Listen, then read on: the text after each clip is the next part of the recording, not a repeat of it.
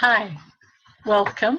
My name's Nancy Radford, and I'm a coach, mediator, and a parent. So I kind of know how you feel when they get to that difficult age. Fortunately, mine are through it now, but I still clearly remember what it was like.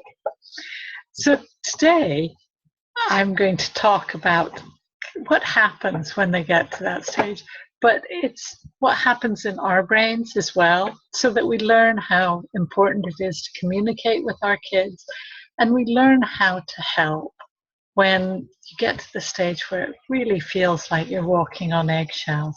So I'm just going to share my screen so that you can see the presentation. So don't be alarmed if your screen starts changing.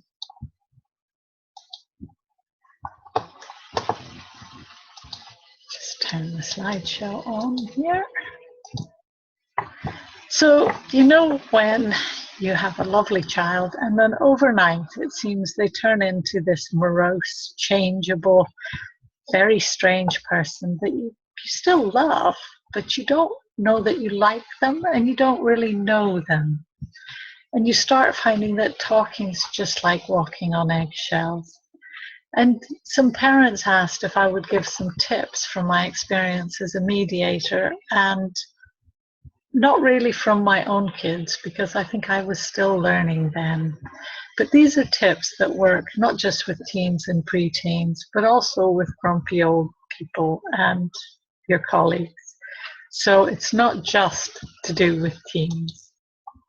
What we'll cover in the presentation, and I've split it into several parts so that you don't have too much at once, and it's just a quick 5 minutes for each one.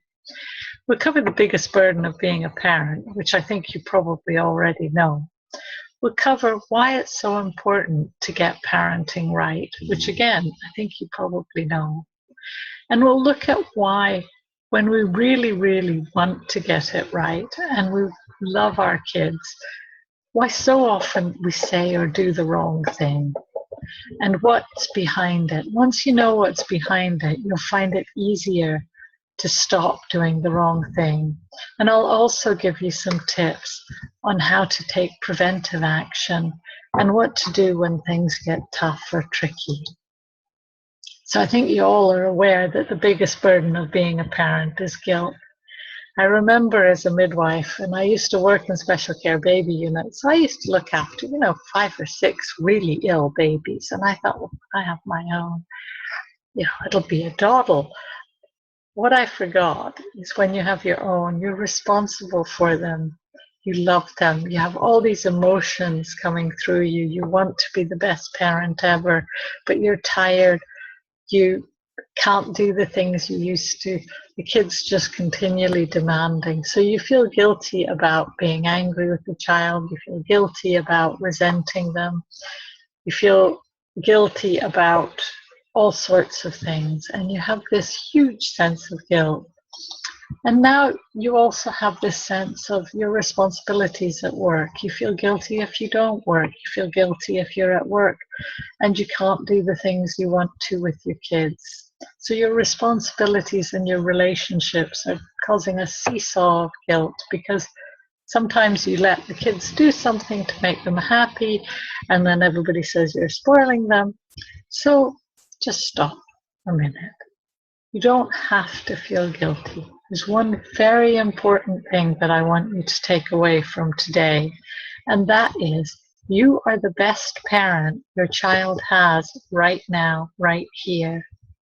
You may be able to be a better parent with some things that you learn or with experience, but right now you're the best parent your child has. You're doing the best you can. Maybe you can do better tomorrow, but right now you're doing the best you can. So stop feeling guilty. Stop beating yourself up, because you just end up in a downward spiral. Start saying, I maybe could do better tomorrow. What I'm going to do differently, instead of saying, oh, how could I have done that? Oh, I'm so good. Just stop and be calm. Because it also helps when we talk about what's happening in your brain. You'll find it also helps you to be calmer and kinder if you don't beat yourself up. So why it's so important to get it right at this stage? Well, up until pre-teens, we pretty much control what happens in our children's lives.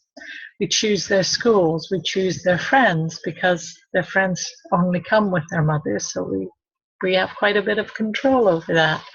We choose what they eat, we choose when they go to sleep, we choose what they watch on TV, we have parental controls on the internet. But as the kids get older, we're less and less able to control their environment. So it's really important at this stage that they have the tools and the techniques and the personality to cope with that storm out there. Because our job as parents is basically to make ourselves redundant, to make sure our kids have the tools and personality to thrive, not just survive in that ocean out there. It's quite, there's been a lot of research done into parental relationships and their influence. And all the studies have found that teens who have a good relationship with their parents are less likely to smoke, they're less likely to take drugs like marijuana, they're less likely to have teenage pregnancies. Doesn't mean that if you have a good relationship with your child, none of these will happen. It just means it's less likely. They're also more likely to do well at school and to be successful in life. So we know that all these things are important. But what we don't understand is why things go wrong. So before we close for the day, I'll just talk a little bit about the brain. This is a very simplified version, and we'll refer to it again in the next session. But it's just good to remember another thing I want you to take away. Part number 1 is the basic bit of the brain. That works even when we're unconscious. Part 2 is your primitive brain that protects you in negative situations, that controls your fight or flight reaction. And part 3 is your mature, your thoughtfulness, your compassion, your wisdom. Now, part 3 of your brain continues to develop right up until you're 25. So teenagers don't have the same sense of caution, the same understanding of situations.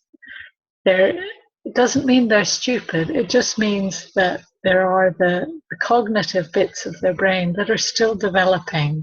So it's important to remember that. So the 2 takeaways before I close today are: stop feeling guilty. You're doing the best you can right now. And remember, teenagers aren't like adults. Their brains are different, their environment's different. So in the next situation, we'll talk about what's actually going on in your brain and your kid's brain when you have difficulties. So thanks very much. I'll close now and hope to see you again soon.